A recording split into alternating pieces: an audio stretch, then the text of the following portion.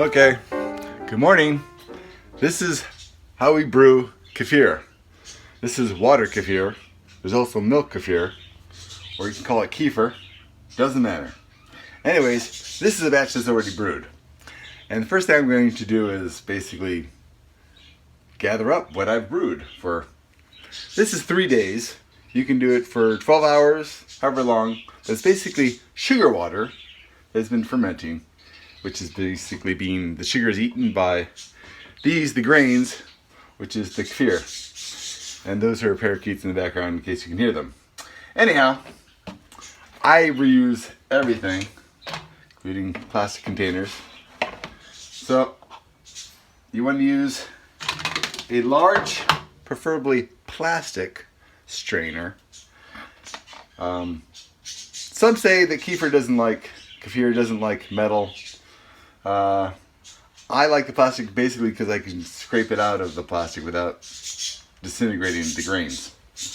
So you're going to strain it out, and hopefully I won't spill it.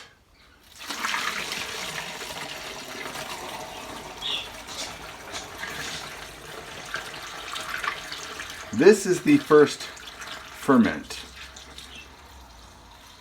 And by first, I mean you can ferment it some more, or you can ferment it with some fruit juice. I just ferment it some more, and I use these nice bottles that have the reclosable lid because it gives a nice tight fit, because what I'm doing is basically I'm making kefir soda. The second ferment basically creates the buildup of carbon dioxide, which is the breathing of all the yeast and bacteria that are in here. Yummy yeast and bacteria.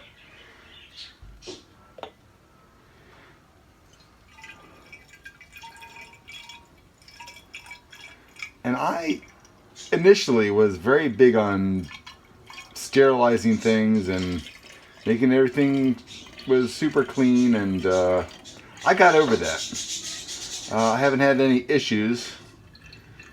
I clean everything well, but not like crazy. I don't boil the bottles or anything. I figure this is yeast and bacteria already. So if there's more yeast and bacteria being introduced, hopefully it's not bad yeast and bacteria. Now I fill up these bottles and I leave some amount open that allows for buildup of carbon dioxide pressure, which will carbonate this. And it will be soda, and it will be rather aggressive soda. I've had bottles actually explode, the bottom busting out. So when you drink it, you let it ferment a few more days in this, and I've gone like 2 or 3 weeks even. But you're going to want to refrigerate it before opening it, because if it's warm, it will make a big mess. I've made a big mess many times.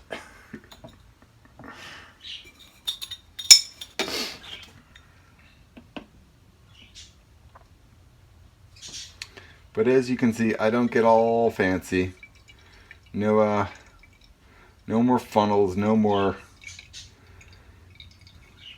I don't get very technical, because this has been done for thousands of years, literally thousands of years. And obviously they didn't have the sterilization, and they didn't have fancy stuff to work with. So I figure, why do I need fancy stuff to work with? It looks like there's a bit in there, but it's actually not. There's quite a bit of grains. And I'm just straining off the grains. Now, because I've brewed this so many times, I don't need to take it all out. And as you can see, this looks kind of like applesauce. It's the consistency of a rather thick applesauce. Now, the initial brew is going to be exactly the same as what I'm going to be doing.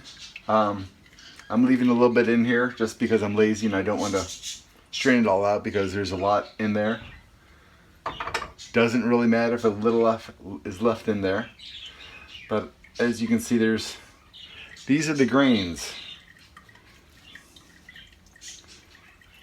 Nothing too fancy. They look kind of like if you took a Knox gelatin and made a Knox block and then put it in the blender and chopped into little pieces. That's kind of how it looks like. Now your initial brew, you're going to fill in the large container. A gallon jug is probably the best to use, only because it's the easiest to get in and out, to do one big brew rather than several small brews, which I used to do this in quart jars. And feeding kefir is very easy, but it's about a cup of water or a cup of sugar to a gallon of water, roughly. So this is my gallon, so I use a cup, which makes it all easy.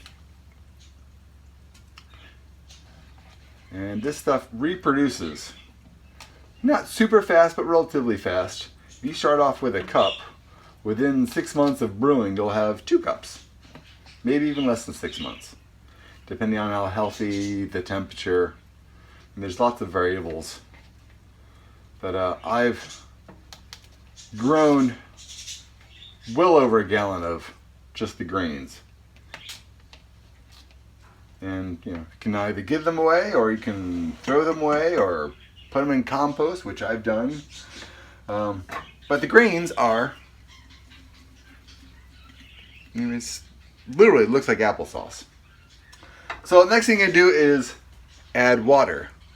Now the water, I just take regular tap water and I boil it. I boil it and I let it cool. So that it's nothing special. Again, you can use filtered water. You don't want to use highly filtered water because it does need some amount of the minerals that are in the water. Though I add extra minerals. Now you don't want to initially fill up the jug because you're going to be adding the food. And the food is easy. The food is, I use just, again, reused containers, just plain old white sugar. Cheap white sugar. Nothing special. You can use organic, you can go nuts. You can do anything you want.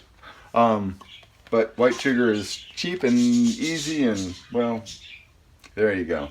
I'm not particularly fussy about it.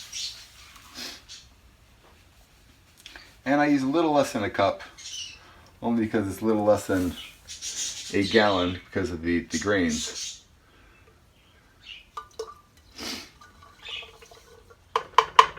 Simple cup of sugar. Now, because these are living organisms, they need more than just sugar. They don't want to end up like Americans, fat. So I add some molasses. And I use blackstrap molasses or dark molasses only because there's more minerals and other things. Just more interesting food, I guess. And I use roughly a tablespoon. Again, don't get fancy, don't get fussy. Don't need to measure it.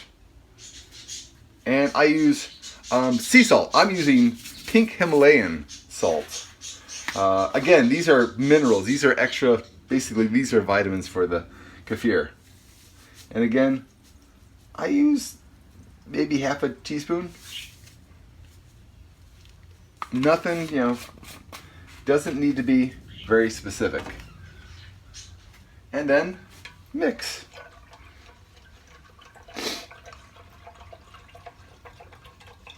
And you can mix it with the grains in there. You don't have to dissolve the sugar. And you don't have to get, you don't have to worry about it too much. I never have, well, correction, I have not in years. Initially, I was all like organic sugar and dissolve the sugar and make sure everything's sterilized and just, I was very fussy about it. And now after a few years, I am not fussy about it at all. It's kind of like kids. The first one you're all fussy, and by the 4th kid you're like, yeah, as long as it's fed and sleeps, it's fine. You give it some clothes every so often and change its diaper. Again, nothing terribly difficult.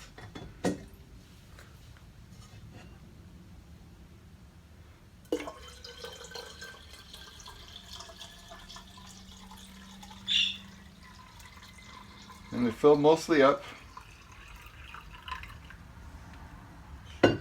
Stir it up some more. Make sure all the grains, are not stuck on the sides.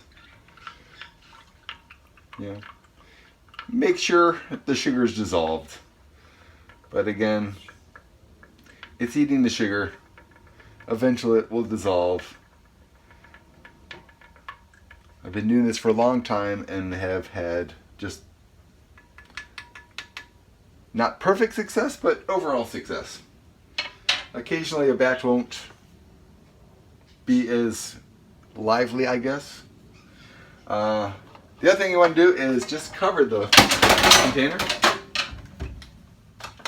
with something that is not airtight. Because what this is growing. This is going to be breathing. This is going to be creating bubbles.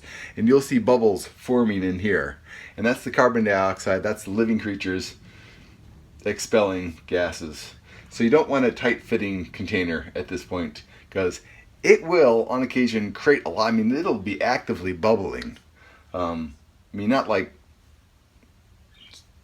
super active. Not like you have an aerator in there. But, you'll see the bubbles, and they'll be continually flowing up through the grains.